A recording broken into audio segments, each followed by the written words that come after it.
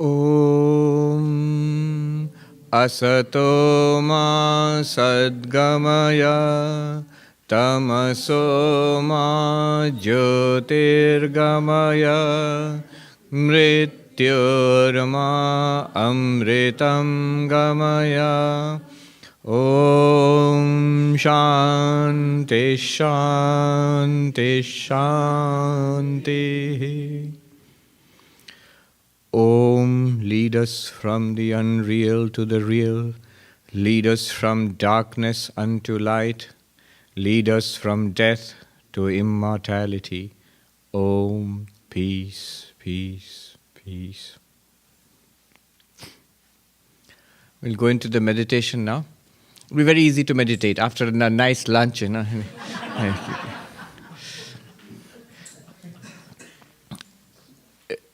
Sleep was always a problem in the main monastery where we were there. We were in Calcutta, on the bank of the Ganga, the Ganges. We used to. It was often hot and muggy, and the novice monks, we were always a little sleep deprived, I think. So meditation was the right time to. I remember one of our teachers, senior monk, sort of pleading with us, "Don't fall asleep straight away." He was. He was sympathetic to our plight, but another monk told me once that he was sitting and he said, that particular time I felt my meditation was really good until I felt somebody from the back, hitting me with this cloth, like hitting me just like this. And I looked back and I saw this other monk sitting behind me and saying, in a furious whisper, "Hey you, sleep all you want, why are you snoring?" And he thought that the meditation was particularly good at that time. He really thought that. So, all right, I won't judge you if you sleep, but I'll judge you if you snore. If your neighbor snores, you have the right. I give you the right to wake him up. Yeah. You switched off the fans. Are you feeling warm? Yes. You need the fans or you don't need the fans? You need the fans, yeah. Oh no, let the fans be there. No problem. Who was aware of that sound? The sound you mean like a knocking sound? Yeah, that's good. You can use it for meditation. No, really. I mean it. Any kind of rhythmic sound, use it to point back towards what is aware of that. You can actually. It disturbs you when you're trying to do things like follow the breath. But it's very useful when you're trying to do the second one, the insight meditation thing. All right, let's try. Sit straight, relaxed but alert, especially alert now.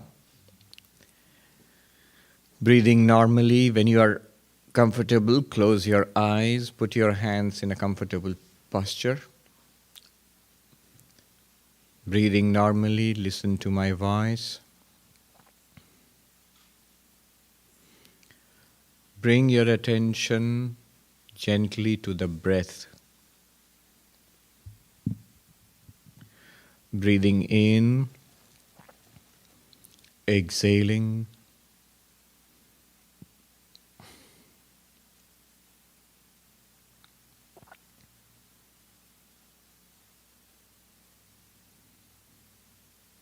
I see what you mean by this fan making the sound. You can use the sound itself to direct your attention back.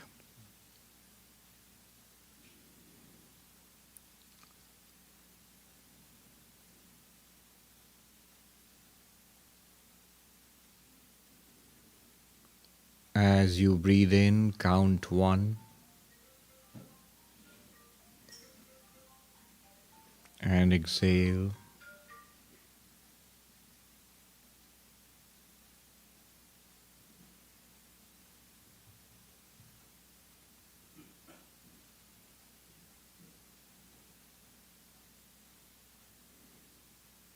The mind will wander, but don't let that worry you. Moment you recognize that your mind has wandered away, bring it back to the breath and count 1 again.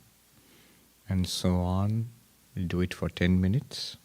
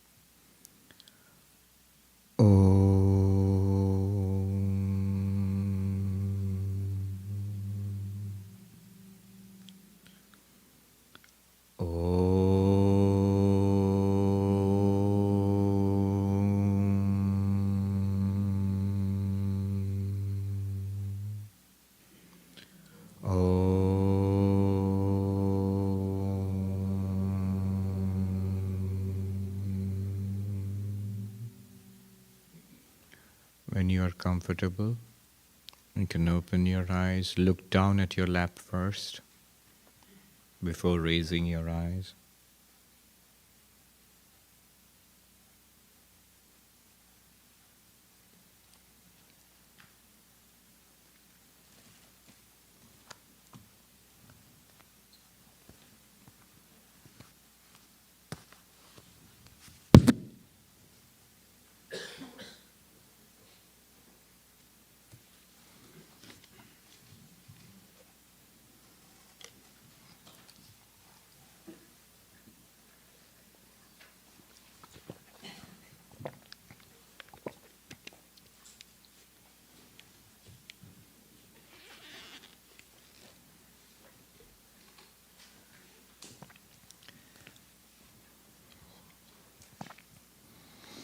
And take the help of a text.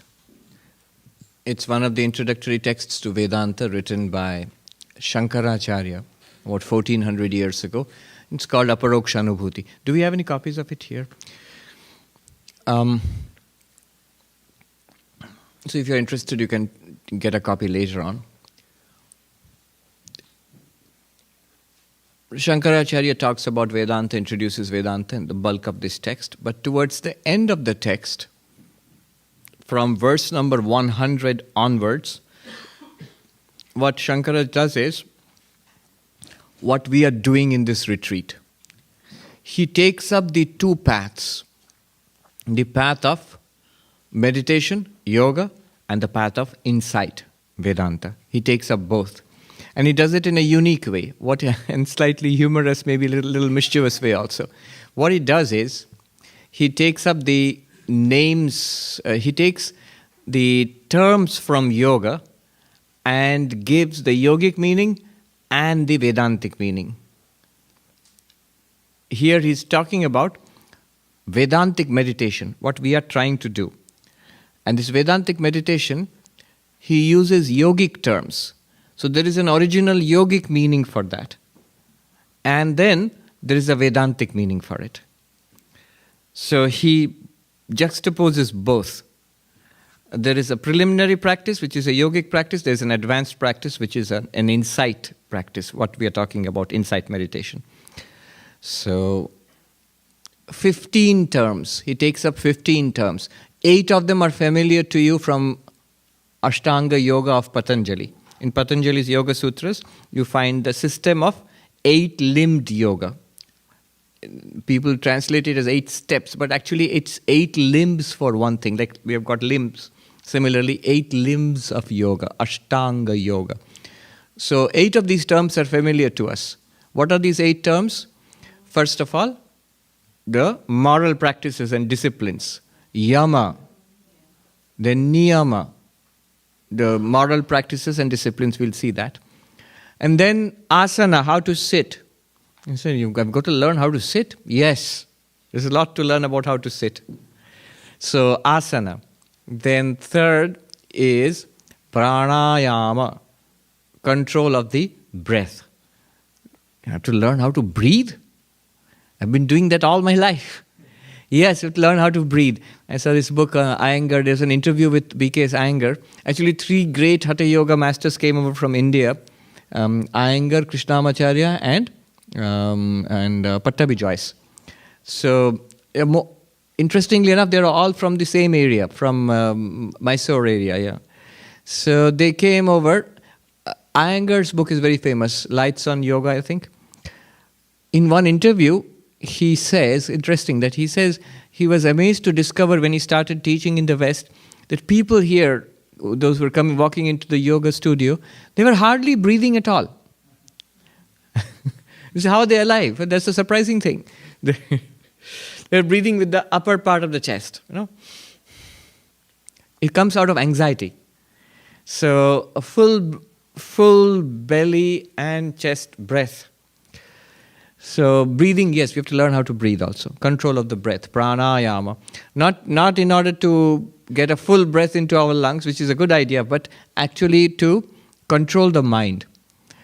The idea is that if you directly try to control the mind, it's difficult. It's subtle. That's what Arjuna was complaining about to Krishna. In the 6th chapter of the Gita, after having been taught meditation, he complains that it's too difficult.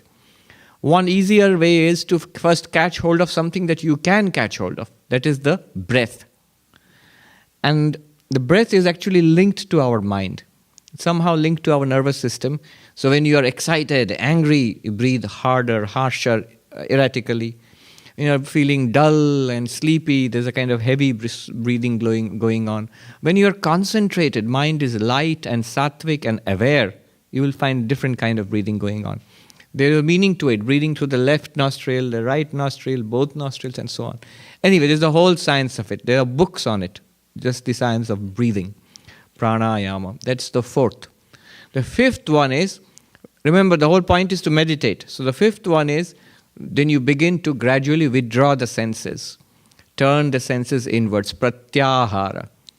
Ahara means taking from the world. Ahara literally means eating. Now, eating through the 5 senses. The eyes eat forms, as it were. That's what it takes in. Ears, sound, smell, and taste, and touch.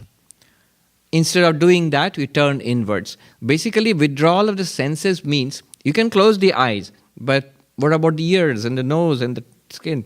Basically, withdrawal of the senses means turning the mind away from the senses, so that sense inputs are not part of your processing anymore. Pratyahara. Ahara means taking from the world. Pratyahara, reverse, not taking in from the world. Then comes dharana. Dharana literally means focus, holding on to. We read about vritti, chitta vritti, modification of the mind. Now they are continuously going on. Right now they are going on. But each chitta vritti is about something. Something means vishaya, object. Every modification of the mind has an object. Now when successive vrittis have different objects, that's our normal state. We see something, we hear something, we recall something, we want something, we feel something. It continuously keeps on changing. But when every successive vritti is about the same thing, that is called focus. I have a modification about this book, and next about the book, next about the book, next about the book. Focus, focus, focus. So that is dharana. It will be intermittent and broken at this state. Mind will be distracted, it will go here and there and come back, and you'll bring it back again. It will go away again, bring it back again. That is dharana. When it becomes continuous, it is dhyana, meditation. Seventh limb, meditation, dhyana. And dhyana finally gets absorbed. The final stage is not done through effort. It deepens of itself into samadhi. So meditation is difficult. It's the 7th limb of 8 limbs. The 7th. That's why people keep saying, I'm meditating, but it's not so easy at all. Yes, you're sitting. What else you're doing? Dhyana. That deepens into the deepest absorption called samadhi. But that samadhi also in Patanjali Yoga is sampragyata samadhi. Samadhi with object. I am meditating on this and hold. That deepens into subject-objectless awareness itself without any subject-object. That is asampragyata samadhi. And that is supposed to reveal to you that you are the witness self. That you are aware, even without thinking of anything particularly. Even without any movement of the mind, you are still aware. Clearly then you are not the mind, not the body. It's something apart from it. These 8 names are used by Shankara, plus he adds 7 more taken from different texts of yoga, and gives each of these 15 unique Vedantic connotation. So we will see. Each of these 15 becomes a separate Vedantic meditation. If you're doing yogic meditation, you need to do all 15.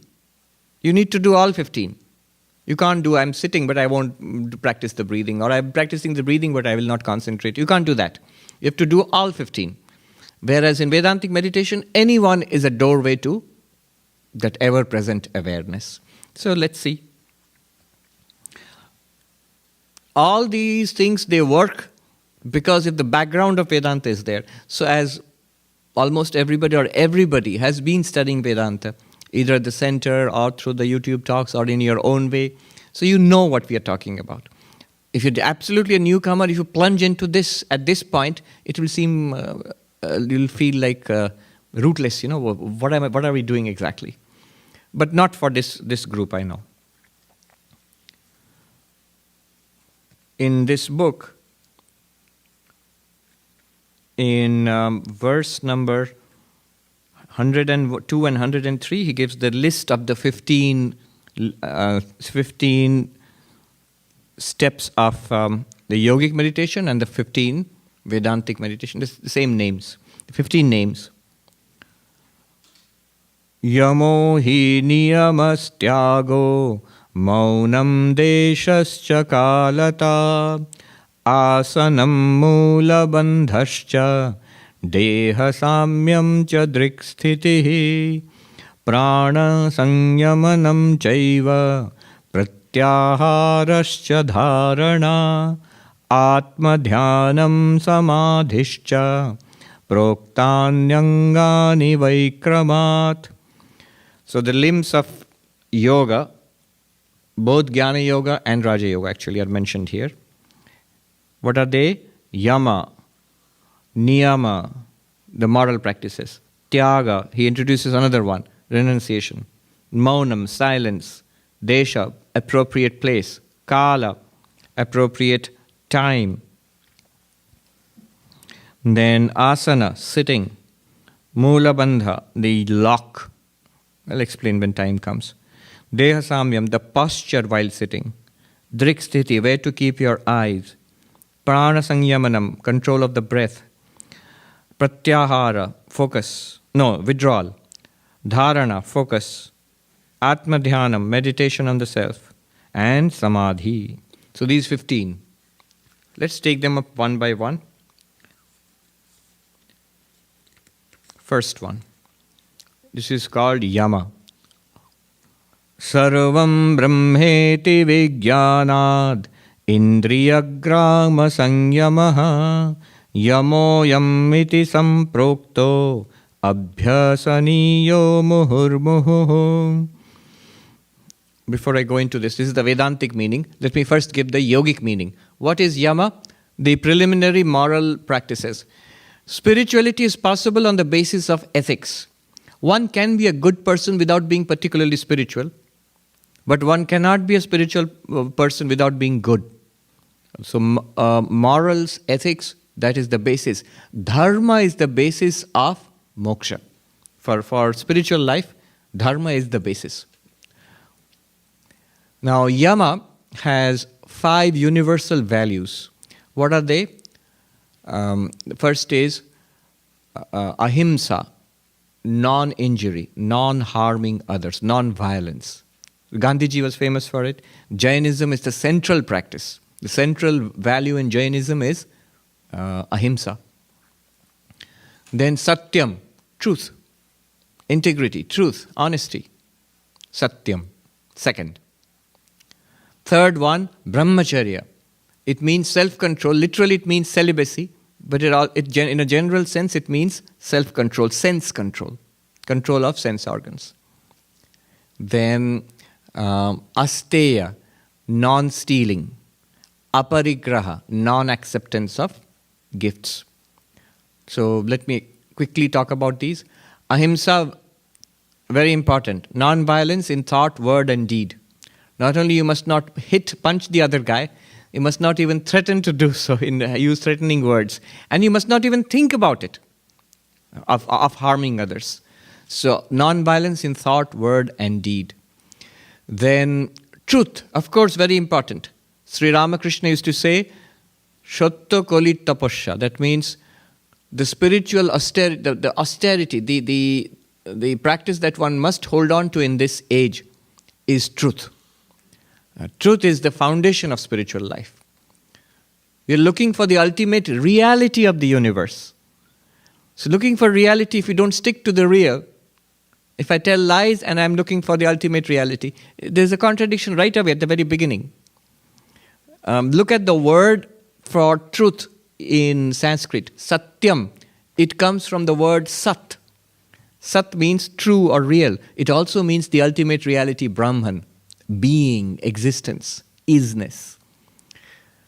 Then brahmacharya, sense control, especially celibacy. Mahatma Gandhi, when he was, in the freedom struggle, in his ashram, he would insist on these values.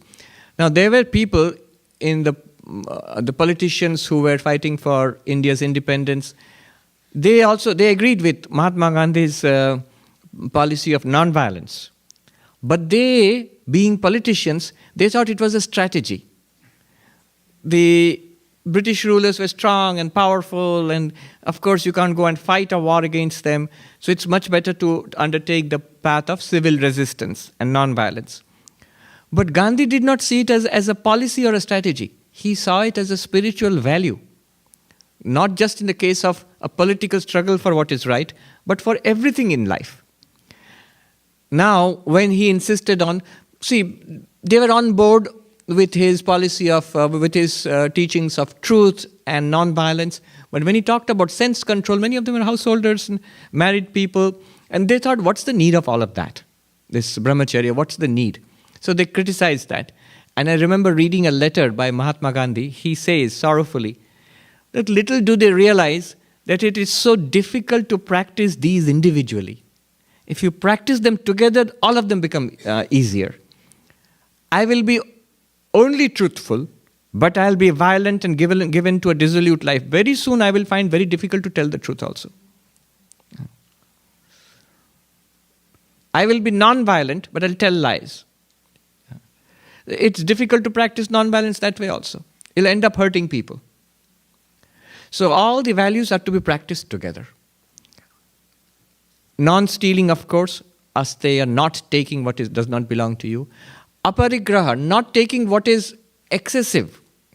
It belongs to you. People have given it to you. Remember, often these were the values prescribed for monks. So monks live upon gifts given by society. And so immediately hoarding will become a problem. If people are especially generous, then whatever it is, food, you often find, somebody said, you monks, I find either they are as thin as skeletons or fat as elephants.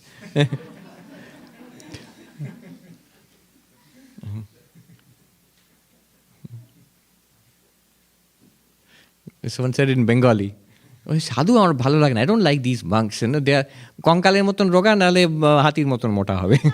They are like thin like skeletons or fat like elephants. Why? Because you oversupply, abundance of food supplied by...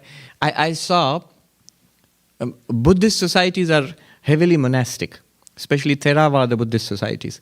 So it was interesting. I saw on the net a government circular given by the government of Sri Lanka, which is a Buddhist country. The government issues a circular to the devotees that don't overfeed the monks because they are...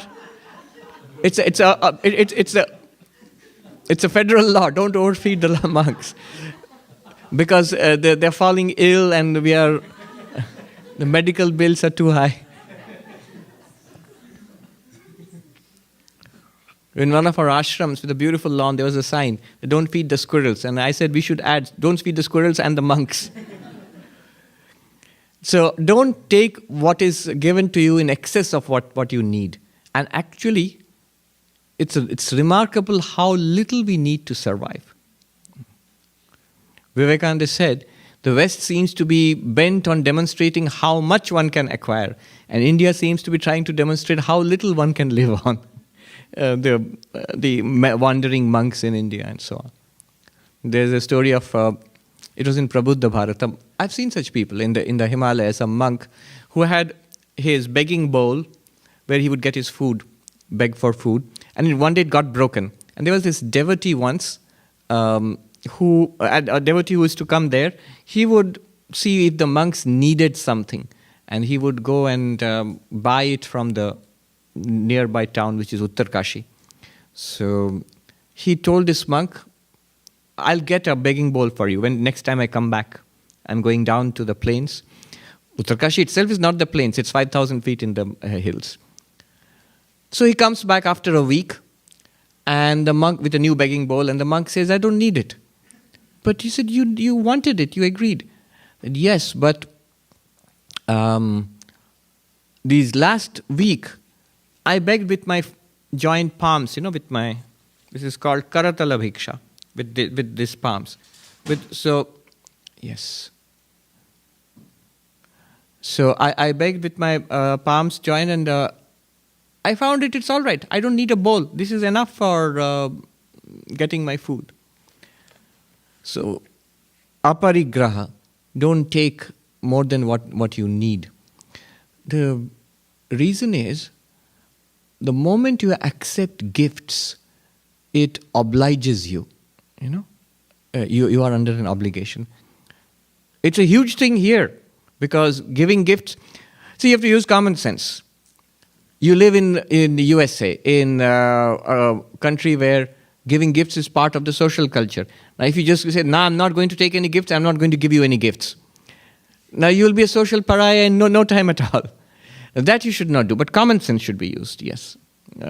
So a balance should be used. The moment you accept something, a little bit of an obligation comes to you, even subtly. And because in meditation, the mind becomes subtle. So basically, control over our impulses, desires, moral control. These are the yama. And what does Shankaracharya say?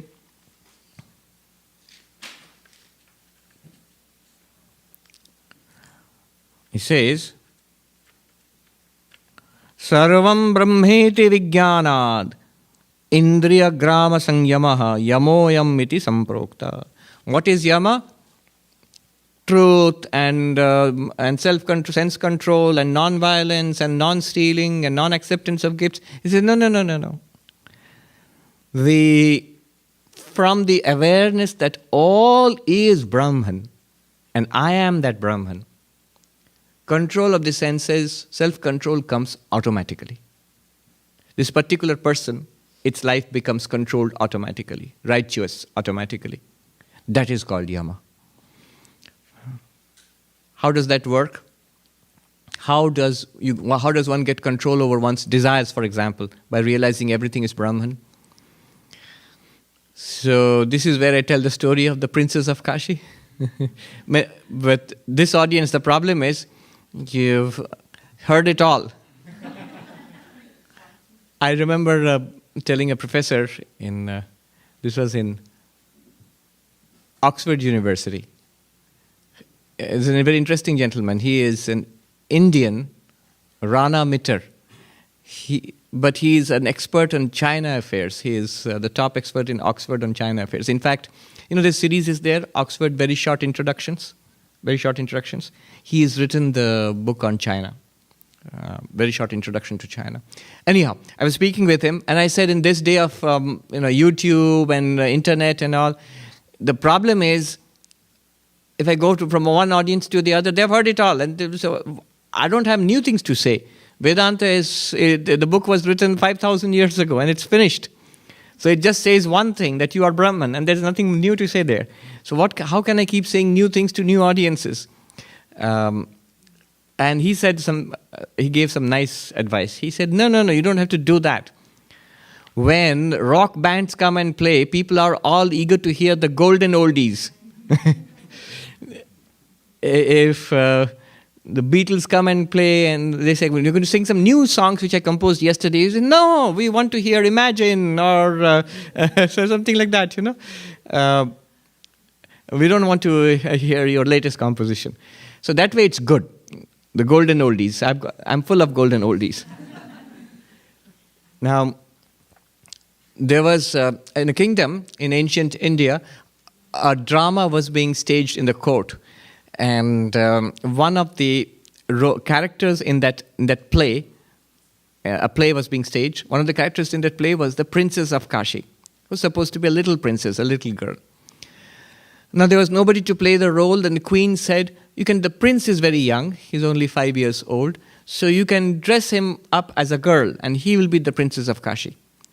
And so in the play, the prince was dressed up as a princess, and he played the role of the princess of Kashi. And he looked so cute that the queen said, paint a portrait of the prince in that dress. Nowadays it would have been a selfie, you can just take a selfie. I often see people taking selfies in Central Park.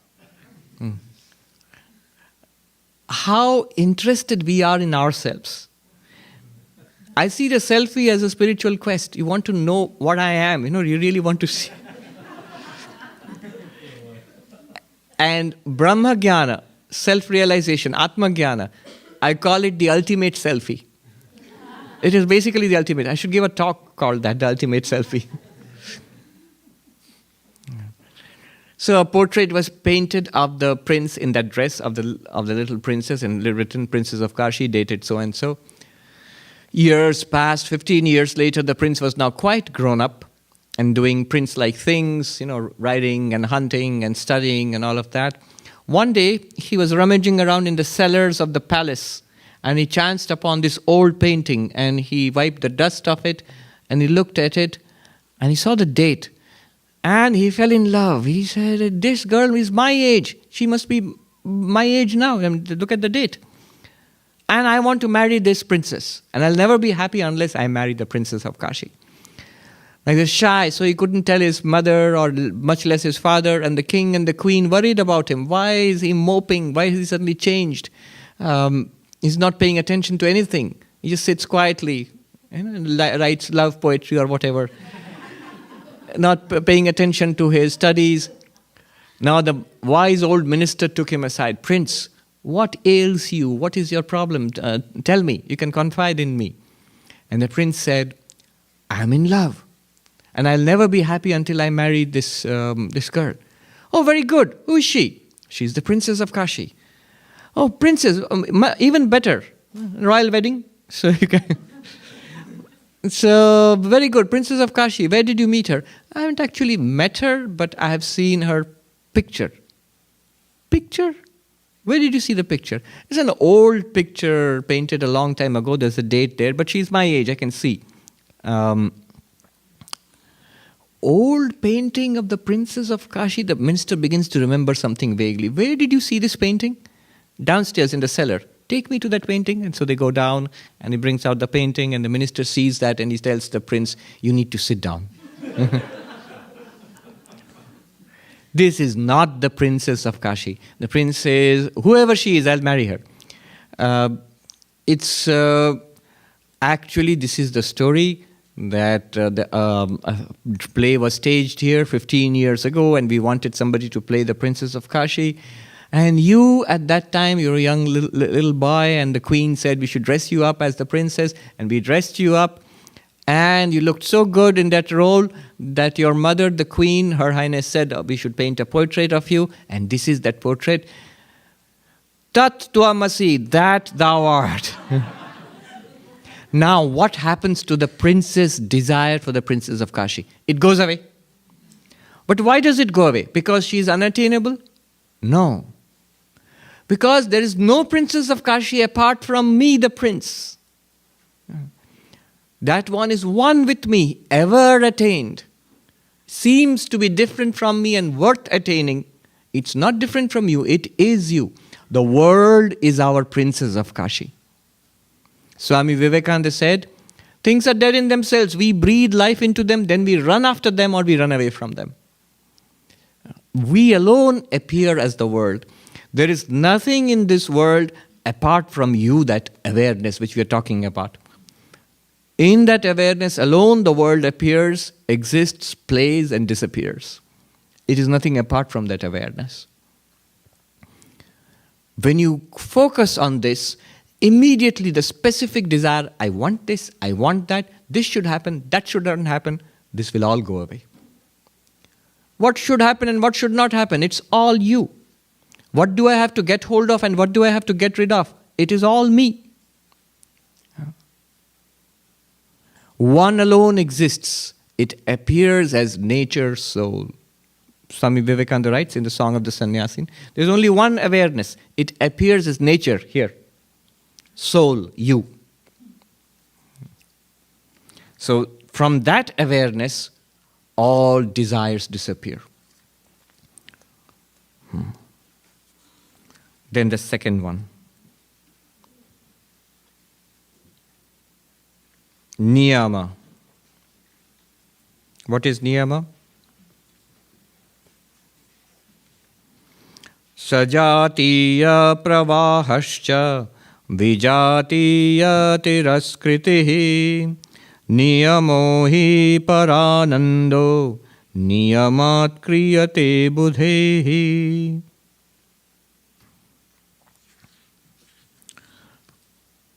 In the yogic terminology, what is niyama? 5 practices are there. Do you remember? Cleanliness, shaucha, external and inner cleanliness. Keep your surroundings, clothes, body clean, and mental cleanliness inside. So, shaucha. Then you have tapaha.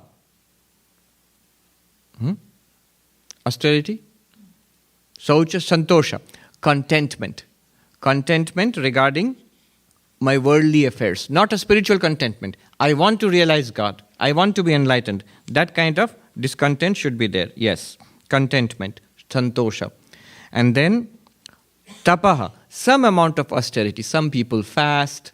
Some people... Even things like body wants to slouch and sleep. So I want to sit straight. That is tapaha. I want to go to sleep. No, I want to go and splash water on my face and be awake. That is a victory of the sentient being over the physical body. So all of this self-imposed, it's unpleasant, sometimes it's painful, but it's self-imposed, consciously practiced, little bit of austerity. What did the Buddha do when he first started inquiring? He practiced intense austerities for nearly 8 years, 7-8 years, before he finally attained enlightenment. Tapaha. Then swadhyaya.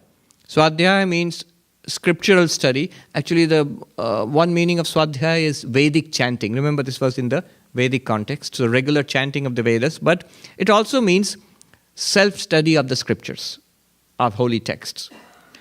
And Ishvara pranidhanani. So Ishvara pranidhana, that means worship of God. A bhakti practice. In yoga itself, it is included. A devotional practice, a regular devotional practice where you worship God in whichever form appeals to you. So these 5 are together: shaucha, santosha, tapa, swadhyaya, ishvara pranidhana.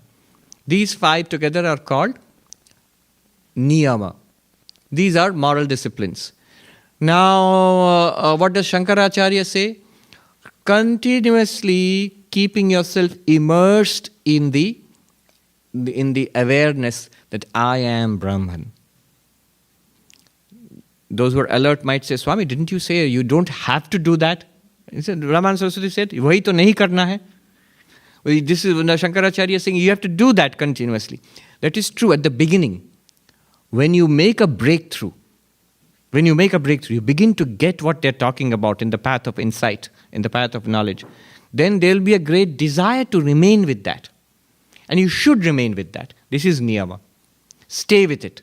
I am this witness consciousness. Stay with it. Somebody used the word very nice, marinate. When you cook, after cooking is finished, you don't immediately take it off the stove. You put a lid on it. Let it stew, let it marinate, let it absorb the masala, the spices. Similarly, once you get it, okay, I'm done, I'm packing my bags and leaving the retreat. No, marinate in it. Marinate, stay with it.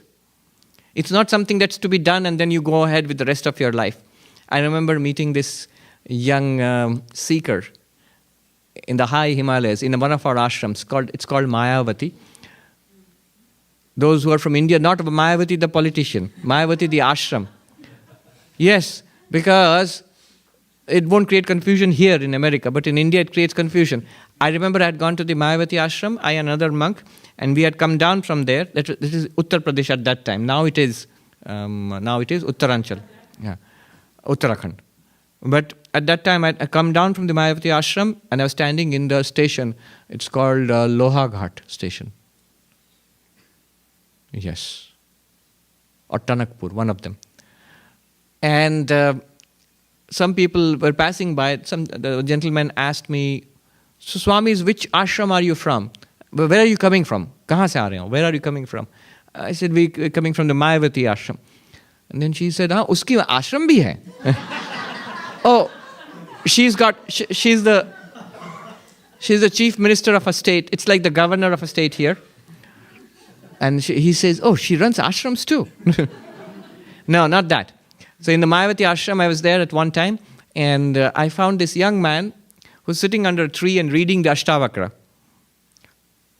Always a warning signal if you're sitting under a tree and reading the Ashtavakra earnestly. And he looked worried. I said, what happened?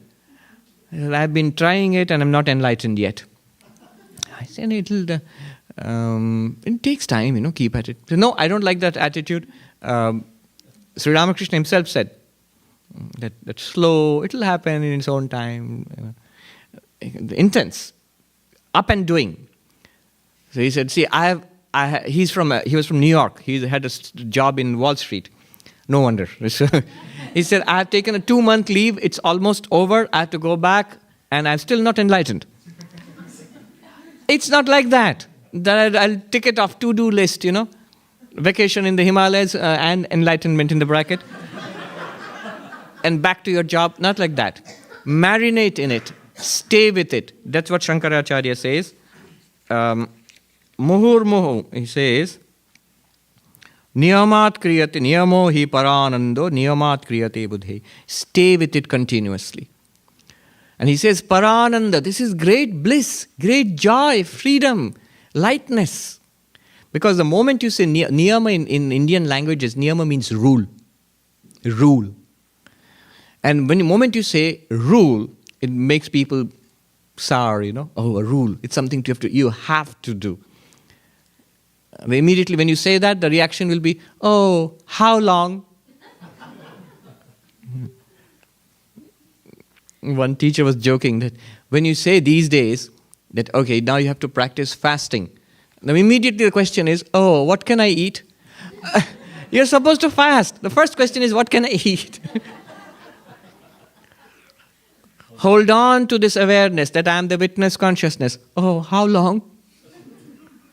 Not how long. It's fun. It's light. It's joyful. If you know what it is, if you made the breakthrough, you will find there's nothing else that you want to do. You want to be with it. That is niyama. Don't worry, I'm not going to complete. Yeah, good. I said you can have reactions and questions. I'm not going to complete the 15. Because you will see very soon, all of them are saying the same thing. Shankaracharya is saying the same thing in all 15. Each of them is a gateway to that. Yes. Swamiji, you mentioned there's like a certain number of rules, I forgot what they are, for Vedanta, for the study, like prerequisites. They're very similar to what you're talking about here. Yes. And then also you said some teachers in the Himalayas won't even talk to you unless you're have those very same rules that did Shankara just say will kind of come by yourself? Yes, rules. They're not rules. They are qualifications. They're called preliminary qualifications. Sadhan Chatushtay. Whenever you start teaching Vedanta, first thing that's to be mentioned are those 4. Say, Swami, you skipped it. I skipped it because it's an advanced class. You've heard it again and again, but you must always remember those. You know what they are like? The 4 are like when you're driving. The teacher said that you have to keep your eyes on certain instruments. The speed and the gas and the mirrors and things like that. There are 4 things you have to constantly watch in your spiritual journey. Those are the 4. They are necessary and they should be kept in view. If those are there, then Vedanta is strong. If those are not there, Vedanta is weak. What are those 4? Viveka. Viveka means the discriminative or analytic insight which allows you to separate the eternal from the non-eternal. In Sanskrit, nitya nitya vastu viveka. What is temporary, passing, changing, and what is permanent, unchanging. This distinction. Not a realization, at least a kind of conviction that such a thing is there. Compared to which all this is mundane and passing and temporary. We all have it. Don't look so confused. You won't be here otherwise. If you were totally confused, atheist, there's no such thing at all. all this enlightenment and Satori and all of that is just silly, then you wouldn't be here. Why would you be wasting your perfectly good weekend listening to 5,000-year-old philosophy? So that is Viveka. The eternal and the non-eternal. There is an eternal reality. And compared to that, everything else is changing. Second, Vairagya, dispassion. Dispassion for what? Dispassion for worldliness, for the non-eternal, for the changing, mundane pursuits of the world. You have to eat, you have to hold a job. But now your thing will be, I am a spiritual seeker. So my fundamental thing in the world is that my sense of satisfaction or goal or purpose in life is not worldly achievement. It is enlightenment. A pull towards God and a turning away from worldliness. Does not mean turning away from worldly action. Arjuna continued his action in the world. You have to continue doing whatever you are doing. But that is not your purpose anymore. Your purpose is enlightenment. In Bengali, Sri Ramakrishna used to say, Ishware anurag bishay birag. A dispassion for a loss of interest in worldliness. Some people said that, I hear this often, that this continuous partying on the weekends, I find it boring, going there and the same talk, and I can't stand it after a while. What do? That's a good sign. That's a good sign. You don't have to boast and point it out to other people. Those who are interested, let them be interested. Very soon they will say, oh, she's no fun anymore. Ashokanji used to say in his talks in San Francisco. Very soon you will find people say, oh, mom is no fun anymore. She's not interested in all this. And then he would say, good riddance to bad rubbish, I say. Good riddance. One must mature after some time. How long are you going to party on the weekends? In 16, it's okay. When you're 60, not so okay anymore. Then the third one. In the third one, 6 are packed. The sixfold treasure. The sixfold treasure, do you remember? Shama, mental quietness. Continuously thinking this and that in a scattered mind. Not good for Vedanta. Damaha, physical quietness. I remember once we were studying, and one of the brahmacharis, we used to sit on the floor, and our teacher the Swami used to teach us. One of the brahmacharis sitting on the floor, his foot was going like this, like this. And the Swami said, "What's that? Stop!"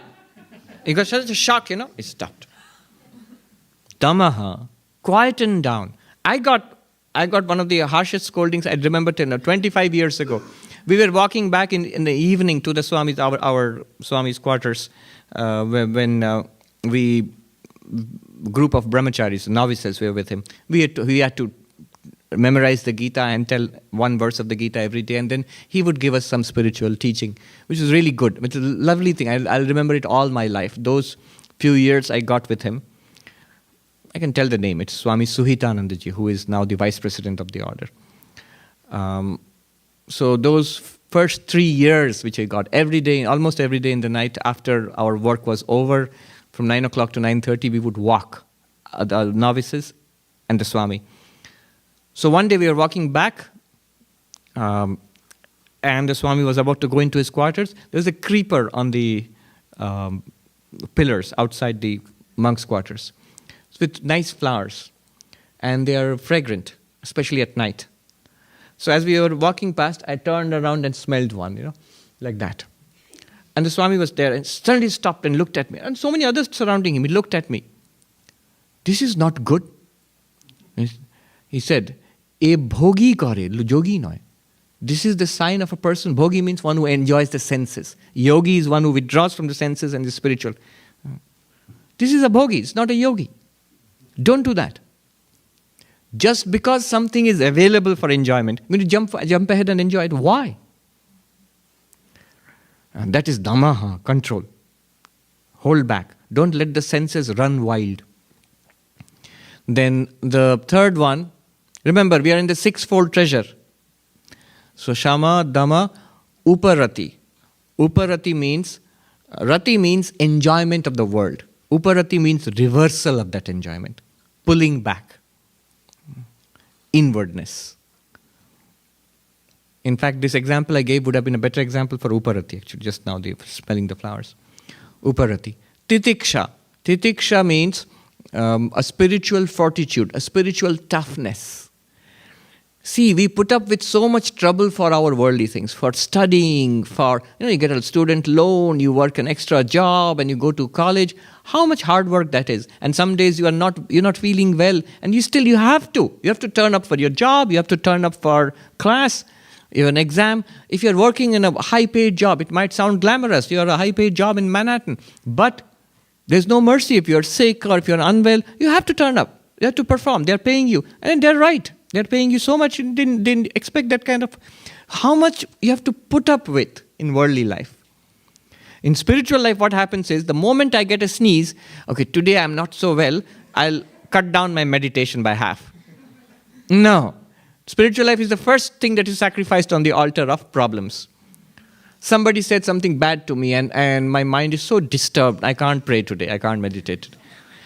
Spiritual toughness, come what may. I will get up early in the morning. I will sit for meditation. I've seen monks who are dying in the ICU of hospitals. In the intensive care unit, there is no... you can't make out whether it's day or night because it's always lit up. Without fail, this monk who died 48 hours, 72 hours later, he would get up at 4 a.m. exactly, just before 4 a.m., struggle up on his bed and sit and meditate. A lifetime's habit. In spite of all troubles, toughness, spiritual toughness. This is the purpose of my life. I will keep doing it, no matter what troubles the world throws at me. This is necessary to stick on to it. This is titiksha. Titiksha. Then samadhana. Samadhana means focus. Focus in what? On leave everything else aside as far as possible and focus on your Vedantic study and practice. Your spiritual practice, whatever it is. Samadhana literally means settling down. Now that you have withdrawn from so many things, you have time, you have energy. If you don't settle down on something, they'll get scattered again and they will get engaged in the worldly things. Samadhana. So what has been withdrawn from the world, don't let it flow back into the world. Settling down. Then Shraddha, faith. Faith means, this is the path of knowledge. What do you mean faith again? Faith here means what the teacher is saying and what the texts are saying, I take them that they are real. I don't get it yet. Let me try to cultivate it till I get it. It's the kind of faith you have when you sign up for a course in the university. You don't go into the course thinking, the professor is lying. And the books are all, they're false. They are all full of mistaken stuff. No. You go into it with what kind of mentality? What the professor is saying is correct. What the books are saying is right. It's just that I don't get it yet. Let me persevere. I'll get it. I'll get it in time. That is called Shraddha. I can't resist telling this a funny story. In Vrindavan, Vrindavan in India, that is the place of Krishna. It's actually the place of bhakti. And jnana is not looked upon well there. It's not the place to practice Vedanta. It's a place to practice bhakti. Now there was this monk who was a Vaishnavite monk, a devotee, a bhakta. He decided he will switch tracks and become a jnani. So he came to a Vedanta class. He started, okay, I'm switching. All that belief in Krishna and all that. Here you are saying it's based on reason and logic and experience. Yeah, that appeals to me. This is my path. So he started. First of all, the first teaching is the fourfold qualifications. So he comes to the third one, which is Shama, Dhamma. Okay, Shama and Dhamma and Titiksha. They are very austere. Vaishnava monks are actually very austere. I've seen them. They stay in little wooden huts. I've seen very, very austere. Titiksha, Uparati, Samadhana, Shraddha, faith. When that was said, he put his pen down and he said, what? In Hindi. Kya yahan bhi Shraddha? तो मेरे वृंदावन बिहारी लाल जी ने क्या दोष किया था? What? Faith. You got to have faith here. So what's the fault of my poor Krishna? I could have had faith there as well. And then the last one is mumukshutvam, an intense desire to be free. So these are the four. Like, what were the first three again? Viveka, the discrimination analysis between the eternal and non-eternal. Vairagya. What? His question was, can jnana do the same thing to these four qualifications as he did with all the 15 steps of yoga? Yes. Now, so these are, let me quickly enumerate. Viveka, Vairagya, and then the sixfold Shama, Dhamma, Uparati, Titiksha, then Samadhana, Shraddha. And the final one is Mumukshutva. So these are the four which form the foundation. With these, what happens? All your Vedantic study will lead speedily to the realization that I am that witness consciousness. You will recognize it, you will get it. Without these, what will happen is, you will come out with the feeling, I learned something really cool today. What did it do to you? Nothing. I just wrote down some notes and made a recording and I learned a nice philosophy. With these enlightenment, without these, just some more information. I got some more information. Now, he asked a follow-up question. Will this jnana lead to these? Now the thing is, these have to be there for jnana to come up, for the enlightenment to come up. But if you keep practicing it and you begin to get it, will these be enhanced? Yes, it also works that way. It also works that way. But jnana is not meant for generating these. These are meant to help you to generate jnana. It's like you can use a shovel to clear the mud outside. You can even use a scalpel from the operating theater to clear the mud, but the scalpel is not meant for that. It is a very difficult job to clear the mud with the scalpel, and you will damage the scalpel also. Okay. So we have run out of time for this session. Next session we'll continue. Don't worry, we don't have to complete the 15. This discussion is more important. Om Shanti Shanti Shanti Hari Om Tat Sat Shri Ram Krishna Arpanamastu.